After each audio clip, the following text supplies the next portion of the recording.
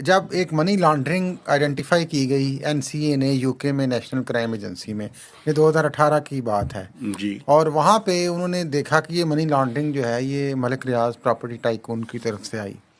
اب اس پہ الج یہ کیا جاتا ہے کہ ایکچولی وہ سارا حسن نواز سے کوئی منسلک چیز تھی، ان کی آپس میں کوئی ڈیل تھی، وٹ ایور. لیکن NCA نے منی لانڈرنگ پکڑی، انہوں نے حکومت پاکستان پورا انہوں نے اپنا لیگلی پروب کیا اس کو، پھر انہوں نے حکومت پاکستان سے کانٹیکٹ کیا کہ یہ واپس جائیں. اب ادھر تھوڑا سا اس کو ادھر اچھا مجھے ایک بات بتائیں، یہ بیسیکلی جو پیسے تھے جو واپس آئے تھے جو ملک ریاض صاحب کے تھے، کیا یہ پیسے ان کے جرمانے کے جو پیسے تھے اس میں ایڈجسٹ کرنے تھے؟ یہی میں عرض کرنے لگا تھا نا کہ ادھر ایک طرف تو یہ سٹوری چل رہی ہے، دوسری طرف کیا سٹوری چل رہی ہے کہ سپریم کورٹ میں آپ کو پتہ ہے ڈان گروپ نے بھی بڑا اچھا اس پہ لکھا تھا، ملیر میں جو بحریہ ٹاؤن سارا بن رہا تھا اور زمینوں کا مسئلہ تھا اس کو انہوں نے بڑا اچھا ہائی لائٹ کیا. سپریم کورٹ میں وہ کیس گیا، سپریم کورٹ نے ان کو فائن کیا، تقریباً میرا خیال ہے کہ اربوں روپے کا فائن تھا، 400-450 ارب روپے کا فائن جہاں انہوں نے کہا تھا کہ آپ بھریں.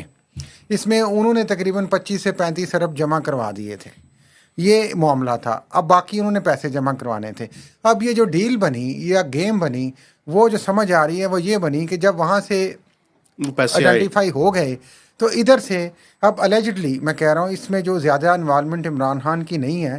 بشرا بیگم اور کچھ لوگ تو فیض حمید کا بھی نام لیتے ہیں جو ابھی زیر اعتاب ہیں یا گرفتار ہیں یا کورٹ مارشل میں چل رہے ہیں. کوئی سیٹلمنٹ بیچ میں ساری کی گئی اور اس میں ایک ڈیل بنائی گئی، تو وہ یہ طے ہوا کہ یہ جو رقم ادھر سے آئے گی آپ وہ سپریم کورٹ کے اکاؤنٹ میں جمع کروا دیں گے اور ان کے جرمانے کی صورت میں آگے چلی جائے گی.